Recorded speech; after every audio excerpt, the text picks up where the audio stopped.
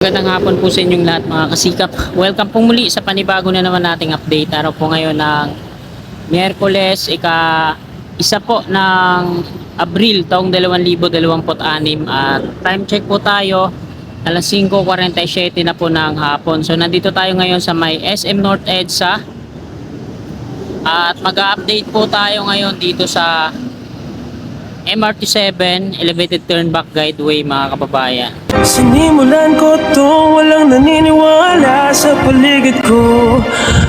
Ano? Mag-umpisa tayo dito sa may SM North EDSA.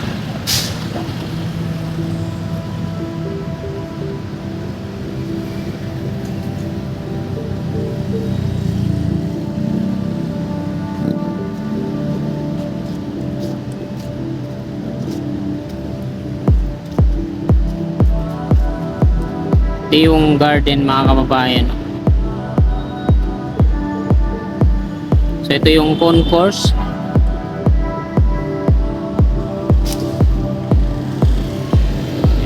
Ito muna tayo sa garden.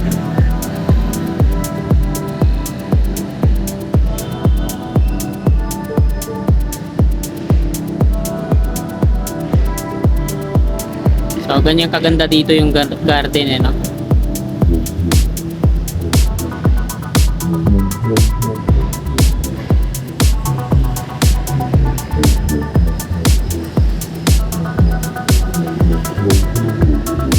So ito yung LRT1 sa ating gawing kanan, yung viaduct na kinakalawang.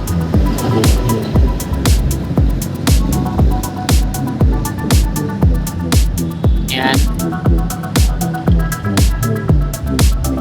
So hanggang dito yung nagkaroon dito ng mismatch.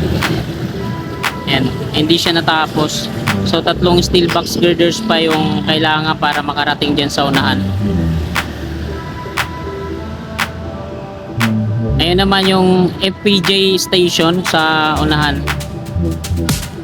Ayan. May train dun.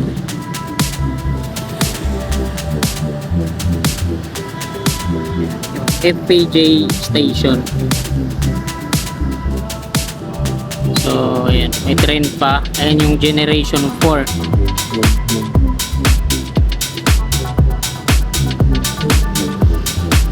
Ayan yung relays niya patungo dito.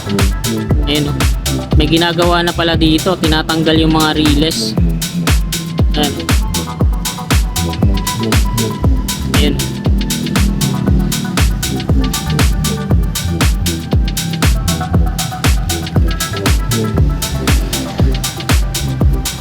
Bali ito yung magiging turnback guideway ng MRT3.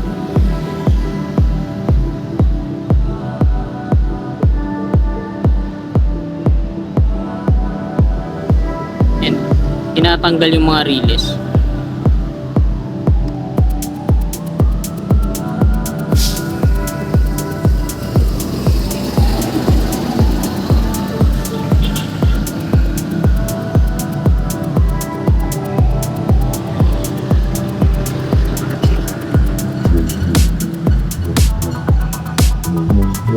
So ayan, punta na tayo dito sa unahan naman. Dito tayo sa may turnback guideway.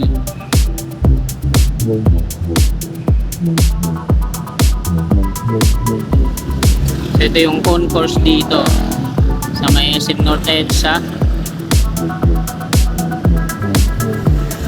Diretso muna tayo dito sa North EDSA station. So ito na yung North EDSA station mga kababayan.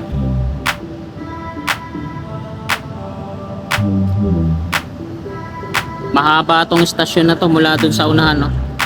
So yung mga elevated walkway dito sa gilid, ayan, no?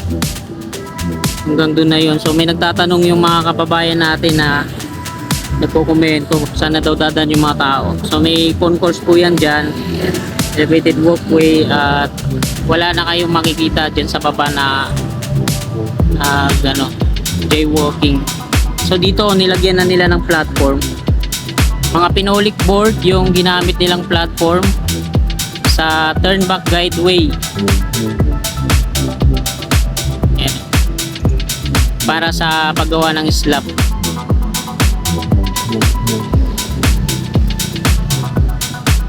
Yan o. So dito wala pa.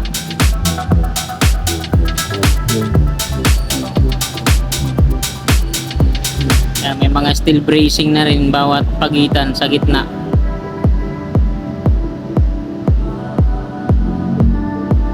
Yan. Patungo na yan doon. West Avenue na yan. May mga parapet wall na rin. At hanggang doon na yun sa dulo, sa may Examinary Street. Ayan o.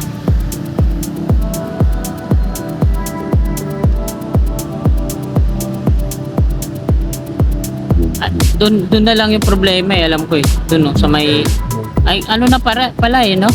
Doon sa unahan no? Lahat na pala may slab na. Yung nadadaanan natin na may ginagawa pa sa may bandang gitna kung saan mag-ship ng release siguro yon. Tapos na oh, ayun yung dulo doon sa may Examiner. So dire-diretso na siya patungo dito. May mga parapet wall na rin lahat. Yan, hanggang dito may mga parapet wall na. So ito yung lalagyan na lang ng platform para mabuo yung slab.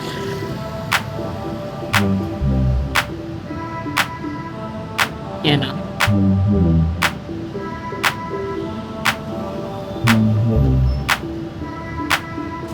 Wala na yung mga tower support dyan, lahat tinanggal na. Mga pinolik board yung ginamit nila dito.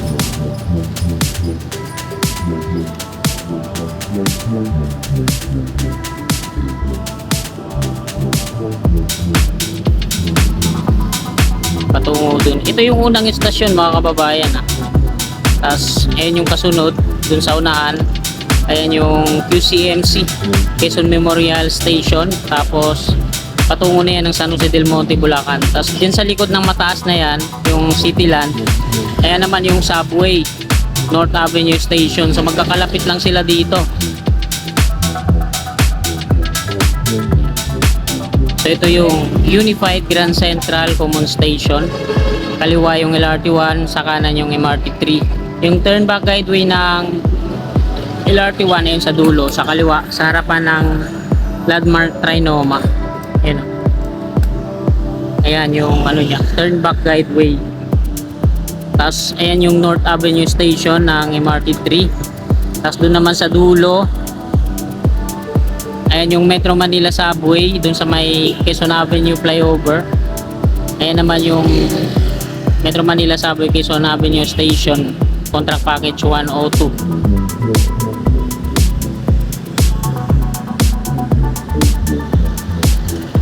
Ayan, nasa gitna to ng EDSA, yung Unified Grand Central Common Station. Wala na dyan yung mga tower support southbound tsaka northbound. West Avenue. Ayan.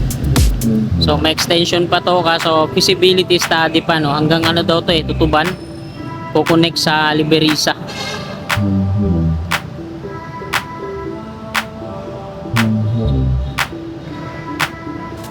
Ito yung Paramount EDSA.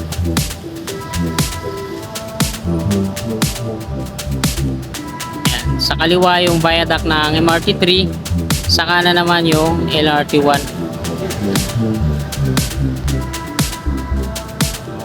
At ayan mga kasikap, hanggang dito na lang itong video na to. Marami pong salamat sa inyong walang sawa itong pinusuporta. God bless!